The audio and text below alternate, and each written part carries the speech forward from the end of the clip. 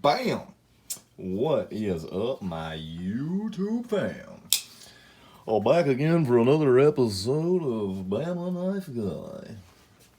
Alright, I got something new for you guys today that I'm super stoked about. Been wanting to get one of these for a while. Bama Knife Wife's been wanting one too.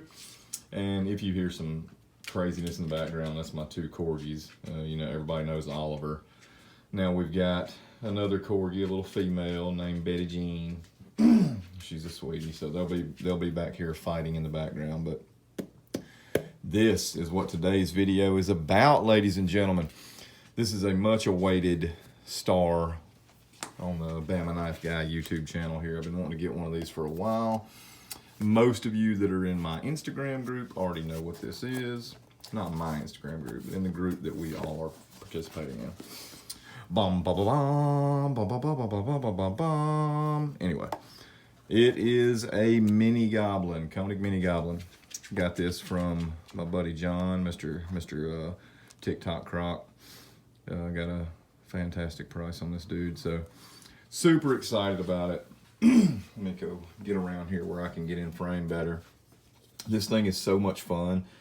I didn't know a ton about Koenig or Bill Koenig or anything until Blade Show 2019, where I handled Mr. Nick Stasa 23's mini Goblin just for a moment.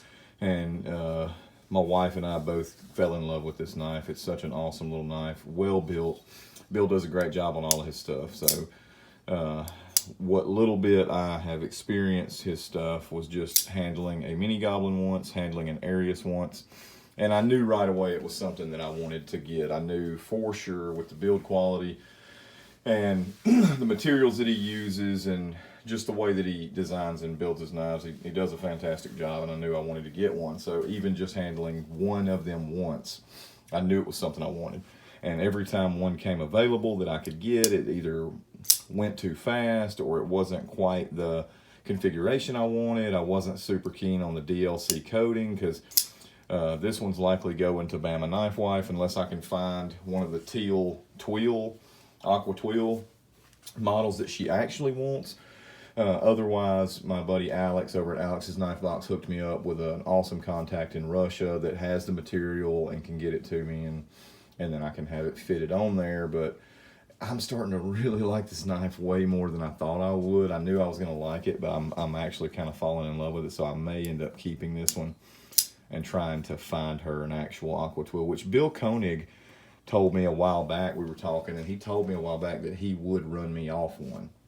I think it was like a Knife Joy exclusive or something like that, but he said he would get the material for me, and the next time he ran some mini Goblins, he would run one off specific for her, which is awesome. Thank you, Bill. I really appreciate that. That's super cool. I know that's a hassle to have to do that, and I do appreciate that, man. That takes a lot of effort. That's definitely not something you have to do, and that's most appreciated. So I'm hoping that he does do that. I'm going to give him, a few months, and hopefully he'll start running some mini gobs. And if he does, and he does do that for me, then obviously I'll go that route and purchase it from him. If not, if he can't make it happen, or if he doesn't, or if he forgets, because I know he's a busy guy, then I'll buy one on the secondary.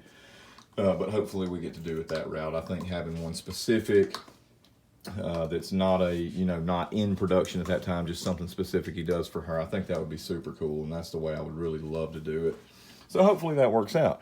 But either way, I do think that this knife is going to end up being mine, and she's going to end up getting another one.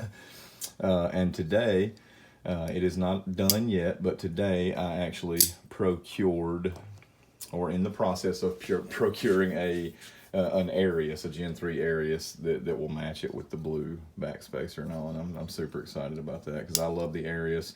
I'd really like to have a 57, but those are pretty hard to come by. So, but this Gen 3 that I'm looking at is beautiful, and I'm super stoked about this knife. Let me get this box out of the way, and I'll give you guys some size comparisons. I wear a large size glove, and obviously, I still have my mashed fingernail. It's starting to grow out. Excuse the ugly fingernail. But I was actually talking to some guys and saw some comments in a group I was in earlier about how you see size comparisons and stuff online, but that it's hard to it's hard to really understand what the size of this knife is in hand. And I have found with a large size glove, this knife is actually really comfortable. Some guys don't like it. Some guys say that little hump there it doesn't fit them right, but it actually does for me. I mean, it just kind of lands, my finger lands like right on the edge of that, and it feels super comfortable. That hump comes up right between my fingers there. It's actually sitting about halfway under this finger, but for whatever reason, it feels really good to me. The jimping is just enough on the top. It's not overly aggressive. There's no big giant thumb ramp that you have to kind of push up on. It's nice and flat on the top. Nero would love that. He loves a flat back knife. But everything about it just feels really good in my hand. And most of you that know me know that I don't like small knives generally. Well, I can't say. It's not that I don't like small knives. It's just that as a general, like when I'm choosing a knife, if I had, say all of these knives here, if I had them laid out in front of me and I was to pick a knife to EDC, generally, without even thinking about it, it's going to be a larger knife. And it's not a conscious decision that I make. Excuse me. It's not a conscious decision that I make. It's just something that kind of happens. And I've got smaller knives. I've got a Spyderco Rhino that I absolutely love that I recently gave to my 11-year-old Fisher. He's in love with that knife, and he's asked me for it several times, and it made the rounds to my friends, and Steve had it for a while, and so the Spyderco Rhino is one of those I really like. Fisher asked me if he could have it, and so yeah, he has that one now. But I love that knife, but I can never really find myself picking it up to carry it. And so the more I have kind of figured out you evolve as a knife guy, and you start figuring out what you subconsciously like. Not so much your conscious decisions of, oh, I want to carry this, but just kind of when you're not thinking about it, what you pick up and what you fidget with and what you carry and what you like, it happens more on a subconscious level when you don't even realize it. And if you ever want to know more about yourself and your knife likes and dislikes, just ask a friend that's around you a lot, and they can tell you exactly what you carry more often. And Methos 3.0, Carl, my buddy across the road, he probably knows more about my likes and dislikes than I do, because it's kind of biased on my end because I own so many different variants and sizes and styles, and I love them all, that when someone asks me a general question about a knife, I go, oh, it's a great knife. I love that knife. But then if you really look at it from the outside and you narrow down what you actually carry and like, you would be surprised at your subconscious choices that you make on a daily basis. And mine tend to skew toward larger knives or medium to larger knives. Like, for instance, the Microtech Stitch. Very large knife. A lot of people would say that is too big for EDC. And most people would be right. That is a gigantic knife. When you look at it compared to that Koenig Mini Goblin, it's huge. But me being the guy who will EDC a Spyderco K2, for me, it's not really that big a deal. I very often, almost on a daily basis, wear blue jeans. And, it's not really a big deal for me to carry a big knife. But it seems to be that my usual carry size is about, MK2 size or Zerks or PM2 size. Not really huge knives, but definitely not small. So when you look at a knife like the Koenig Mini Goblin, you would generally think, oh, that might be a little too small for Bama. And in most cases, you would be right. But for whatever reason, this knife fits me very well. It's comfortable. It feels good in my hand. The ergonomics are good. I like the blade shape. I like the handle. I like the way it feels. And so this is something I could definitely see myself carrying. And, aside from the size, it doesn't hurt that it's actually, a fidgety, fun knife, and it's beautiful. So all of those things add to the factor. It adds factors to the carryability of the knife for me, someone who usually likes a larger knife. So I'll give you a few size comparisons. I've already given you kind of how it sits in my hand. A large sized glove is what I generally wear. I can wear an extra large glove, but it'll have a little floppiness on the end of the fingers there. So a large sized glove is I cannot get my hand in a medium glove. So that'll kind of give you an idea of size here. It's not an awfully large knife. So here is a Spyderco PM2 for size comparison, a little bit longer. Obviously a good bit more handle to grab onto there. Let's see, we'll give you a few more here.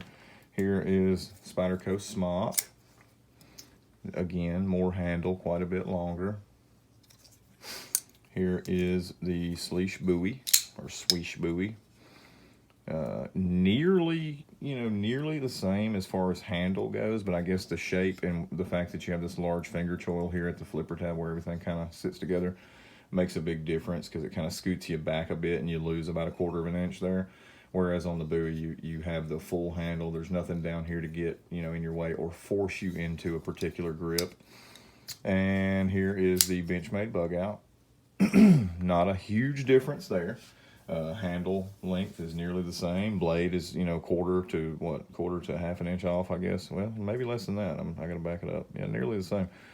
So pretty close in size there. Microtech Ultratech Spartan. There's a nice comparison for you. And for those of you who are fans of Adam Purvis like myself, Primordial MK2, size comparison there. And the Zerks for a final comparison. So not a very small knife, but definitely not on the bigger side of EDC type knives. But it's just something about this knife. It's a combination of all the things. It's a combination of the grind, the aesthetics, the grip, the look of it, the blade shape. Everything about this knife makes it so that even though it is a smaller knife, and this is just for me, this is my opinion, obviously that's what this channel is about, is my opinion and how Bama feels about his knives. So, but in my opinion, the fact that this is a smaller knife is not a big deal at all. And coming from me, and you can go back through my videos and look at how I feel about smaller knives, and you'll know that I'm not really a small knife guy. I like bigger knives. But for me, that does not matter in this case. This knife, because of everything else that it has going for it, the fact that it's absolutely gorgeous, it's very well made, the ergos are good, the grind on it is fantastic. It's got like a concave hollow grind, and I'm sure there's going to be somebody in the comments that corrects me on what that's actually called. I don't know. I'm not a knife maker, but it has on that hollow where it drops, there's a concave kind of a dip to it, and it goes down super thin behind the edge, and it feels fantastic. The tip on it is, a needle point. I absolutely love it. I've been messing around with it ever since it came in. I cannot keep my hands off of it. I was trying to get Bama Knife Wife to play around with it last night, and she loves this knife. This is the one knife that she has been wanting forever, and she loves it, but she's not the kind of person that's going to sit around and flip it. And we were trying to watch a movie last night. It was that movie Ready or Not, where the bride marries into this family that's crazy and wants to play this hide and seek game where they try to kill her and all that stuff. It's crazy. But so we're trying to watch that, and while we're watching it, I'm flipping this knife constantly, and it's got such a great sound to it, and it's got such a great action that I was playing with it the whole time, and I would try to hand it over to her and get her to mess around with it, and she's like, I don't want to flip the freaking knife. So it is a very finicky, very fun knife to play with. It's a good size for playing with the action. You don't have to readjust your hand at all, from flipping to closing to, you don't have to do any readjusting. When you flip it, lock bar access is perfect. Finger on the back of the spine, close it up. You can do the drop if you want to, because it's got a great action. There's no adjustment needed to play around with this knife, and that means a lot to me when it comes to EDCing a knife is the fidget factor, because I do play around with my knives a lot during the day. While I'm driving or whatever, I like to just flip knives and play with them, and so the fidget factor of a knife is a huge selling point for me, even though a lot of my knives don't have any of that, but a lot of them do, and I love having that, that ease of use where you don't have to make a ton of adjustments while you're playing around with it. And that definitely has that. It checks all the boxes for me for EDC, even though, like I said, even though it's not my usual size, that is completely overruled by everything else it has going for it. I'm in love with it. And just from my standpoint, if I was giving that knife a rating from 1 to 10, it is a freaking 10 all day long. It may even be an 11. Which I never understood people that say on a scale of 1 to 10 it's an 11. It's a scale of 1 to 10. So, but for me, it is indeed an 11. I love it. Koenig Mini Goblin. Bill, you knocked it out of the park. If you see this, and I hope you do, if not, I'll send you a clip of it. of me once again reminding you that I need an aqua twill for Bama Knife Wife so I can keep that one for myself. So that is all. I got a couple more videos coming up today, guys. I got some more acquisitions, some new things that have come to the channel. This is one of them. I'll let you check that out here in just a few. And this is a new acquisition. We're going to talk a little more about that Xerx on another video.